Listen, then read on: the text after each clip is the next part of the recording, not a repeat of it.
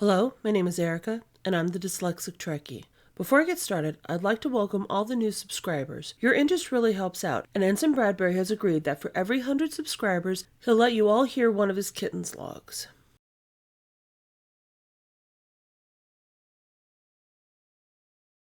I'm here to psychoanalyze Captain Janeway, not to praise her. Sorry, I couldn't resist. This is an episode I didn't look forward to reviewing. It's a moment used to condemn Captain Janeway.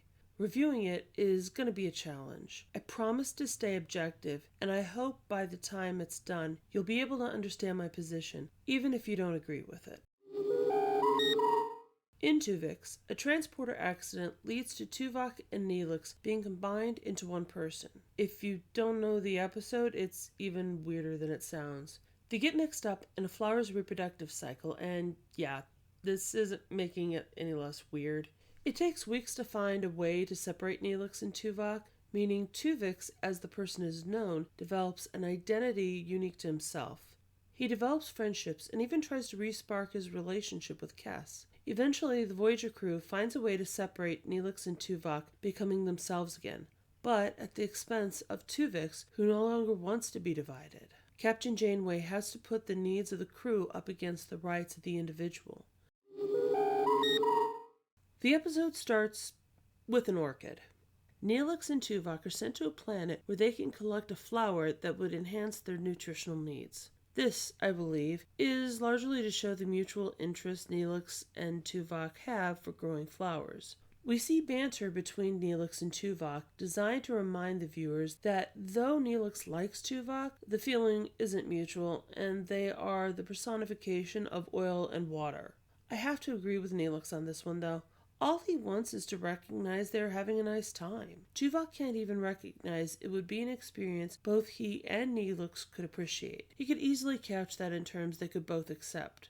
But it's more important to him to show no appreciation at all. It's one of the infuriating things about the two of them. Neelix tries.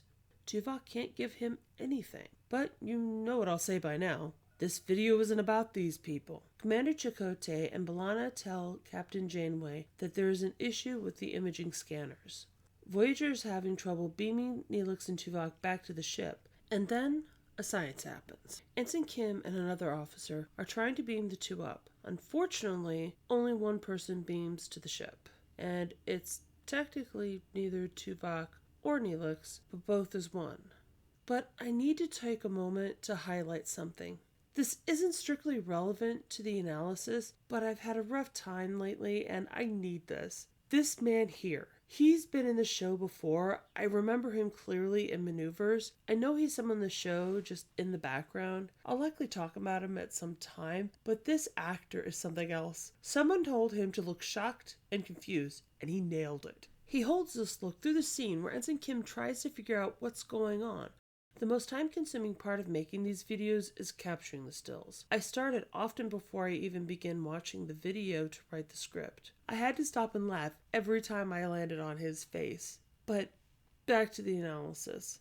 Captain Janeway meets the hybrid in sickbay along with Ensign Kim and security. The doctor tries to work out what's happened. Kes just stares, trying to figure out how one of her closest friends and her boyfriend have become one, and not in the I'm dating my best friend kind of way. The doctor confirms that this is, in fact, both Tuvok and Neelix, and Captain Janeway asks what he remembered. Captain Janeway works out that the scanning issue discovered earlier may have been caused by the plant being gathered and caused the joining of Tuvok and Neelix. Kim goes to do some research and Janeway sends a shuttle to collect more flowers. The doctor continues to examine the hybrid. Kes still looks like she's not sure what to think. I can't blame her. Kes performs the most awkward examination I can imagine. Being undressed in front of someone can't top this, ever. However, we do come up with Tuvix for the name. Like many of these episodes, Captain Janeway isn't the focus of the story. She's important, but it isn't really about her. We see them try to work out what happened, how, and how to reverse it.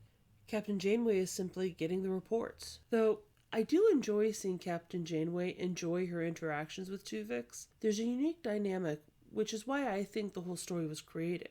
Tuvix has Neelix's energy with Tuvok's intellect and abilities. Both are Janeway's friends and are in different ways. I love the little hidden smirk she gives when Tuvix complains about the examination. I always believed Neelix played up his antics for her entertainment. It's only reasonable for Tuvix to do the same, though it's clear the Doctor is not impressed by the combination. When he is allowed in a briefing, Tuvix identifies how he was created using Tuvok's knowledge and Neelix's out-of-the-box thinking, showing Captain Janeway he can be of use on the ship. Tuvix takes over the cooking and endears himself to Cass, even if she's still struggling with the issue.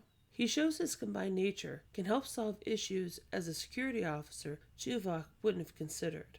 Sciencey work is done, and the crew discovers that there is no simple reversing the process to remake Tuvok and Neelix, not without killing them both. As far as they can tell at the time, Tuvix is here to stay. Captain Janeway has to inform the crew that for all intents and purposes, Tuvok and Neelix are dead. Tuvix is all that's left. The rest of the episode is Tuvix working out how to be who he is, finding his place both as a part of the crew life and Kes's life.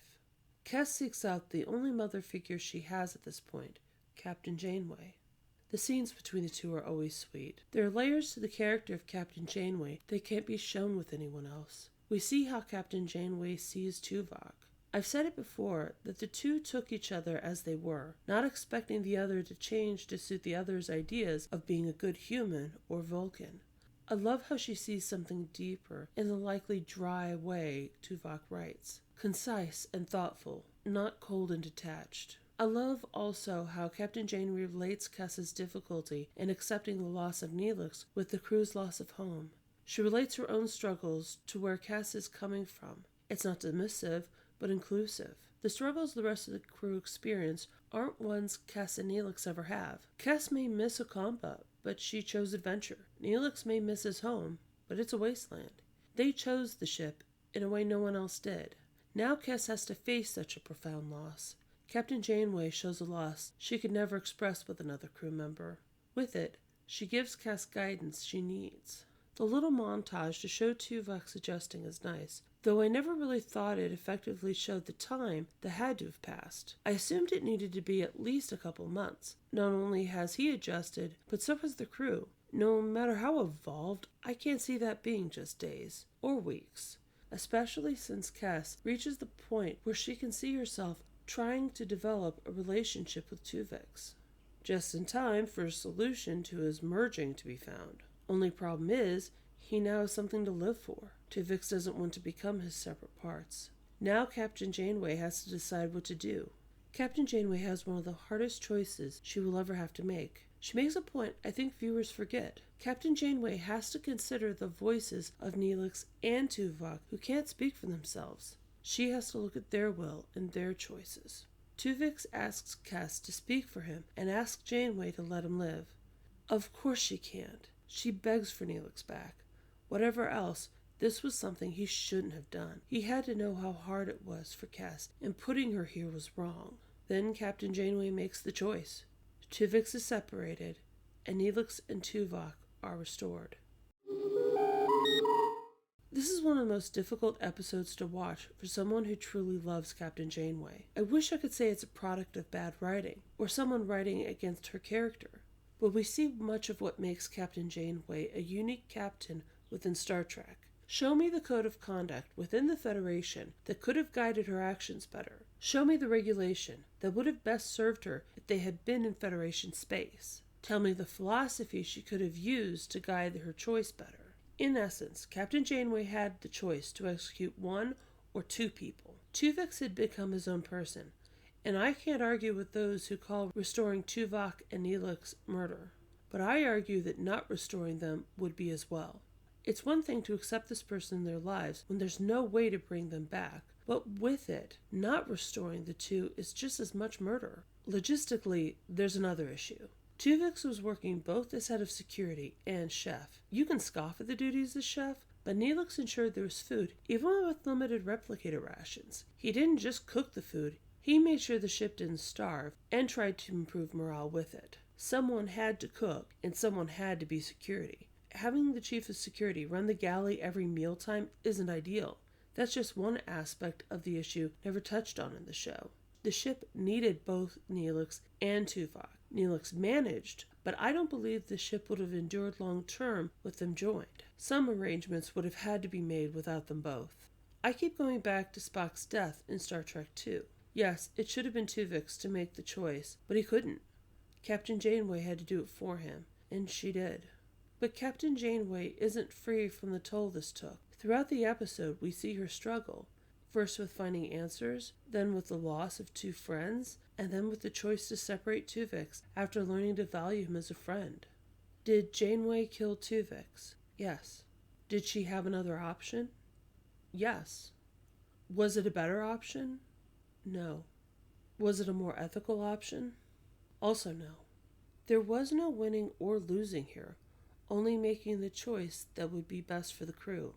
Ultimately, Captain Janeway's job is to make the hard choices. I believe this is her hardest choice personally. I also believe there were selfish elements to it. But I don't think the conclusion would have changed without that. Sometimes being captain means being the bad guy, being the person who pushes the button. She is that here, and I believe making that choice never really leaves her. Thank you for watching. If you've enjoyed this video, please like, share, and subscribe. If you have any thoughts, feelings, or ideas, please share in the comments below. If you notice any spelling or reading mistakes in this video, please comment within the first week of posting for the chance to choose a future topic. Again, my name is Erica, and I'm the Dyslexic Trekkie. Captain Janeway orders Tuvix to be separated against his will. Yeah. Yeah? Yeah. Poor Ensign Bradbury. Hey. Oh, hold on. Speak? Oh, you have to actually do this. Speak? All right, how about this? Kiss? There you go. Oh, really? I accidentally bumped Ensign Bradbury's num-num jar. He must have one now. It has been evoked. Showing Captain Janeway he can... Ray, please. It's dinner time now. Well, we will continue our schedule after num-nums. I knew what time it was too. This is my fault. Yeah.